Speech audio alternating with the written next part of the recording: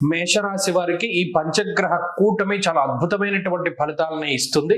ప్రత్యేకించి లాభస్థాన స్థిత రవి కుజ రాహువులు ఈ మూడు గ్రహాలు కూడా కలవడం చాలా భయంకరమైనటువంటి దోషము. అయినప్పటికీ కూడా లాభస్థాన స్థిత గ్రహాలుగా ఉండడం వల్ల మేషరాశి వారికి అంతే అదృష్టాన్ని తీసుకువస్తాయి.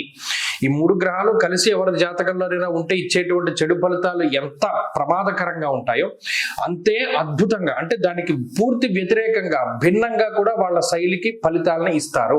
ఇది మేషరాశి వారికి ప్రస్ఫుటంగా కనబడుతూ ఉంటుంది. అంటే గమనించండి, లాభస్థానం ముందు ఎప్పుడైతే క్రూర గ్రహాలు చేరుతాయో, క్రూరో బలి చేద్రుతే, లాభస్థానం వారు బలంగా ఉంటారు. బలంగా ఉండి మీకు ఇప్పుడు చూడండి, పూర్వకాలం సినిమాల్లో ఏదైనా ఒక దయ్యమో భూతమో ఎవరికైనా ప్రత్యక్షమైతే భయంకరమైన వరాలు ఇచ్చేస్తాడు.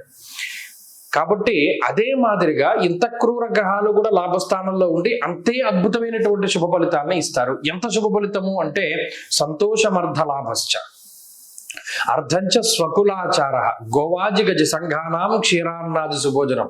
ఎంత గొప్పగా చెప్పారు అంటే, శుభ కార్యక్రమాల విషయంలో కానీ, ఉద్యోగాల విషయంలో కానీ, లేకపోతే వ్యాపార విషయంలో కానీ, లేకపోతే మీ అభ్యున్నతి విషయంలో కానీ, ఆర్థిక సంబంధమైన విషయాల్లో కానీ, ఆరోగ్యపరంగా కానీ, సంతాన పరంగా కానీ ఎనలేనటువంటి సౌఖ్యాన్ని ప్రసాదించేటువంటి స్థితి, ఆ శక్తి ఆ గ్రహాలకు ఉంటుంది.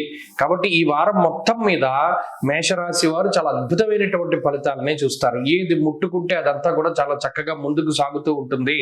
ఉద్యోగ పరంగా, వ్యాపార పరంగా ఒకవేళ ప్లేస్ మారవలసి వచ్చినా కూడా అది మీ అభ్యుదయం కోసమే తప్పితే వేరే ఇతరత్ర ఇది కూడా కనబడదు. కాబట్టి ఇది చాలా అద్భుతమైనటువంటి కాలము, లాభాన్ని ఆర్జించగలిగేటువంటి వారము. అంతేకాకుండా మీకు ఏదైనా ఆగిపోయినటువంటి పనులు ముందుకు సాగడానికి, భూపరమైనటువంటి లావాదేవీలు ముందుకు సాగడానికి, ప్రభుత్వపరమైనటువంటి విధి విధానాలు ముందుకు జరపడానికి, పై అధికారులతో ఉండేటువంటి విభేదాలు తొలగడానికి, ప్రభుత్వ పరంగా మీకు రావాల్సినటువంటిది అందడానికి, అన్నిటికీ కూడా ఆగిపోయినటువంటి ముందుకు సాగడానికి ఇది అద్భుతమైనటువంటి కాలము.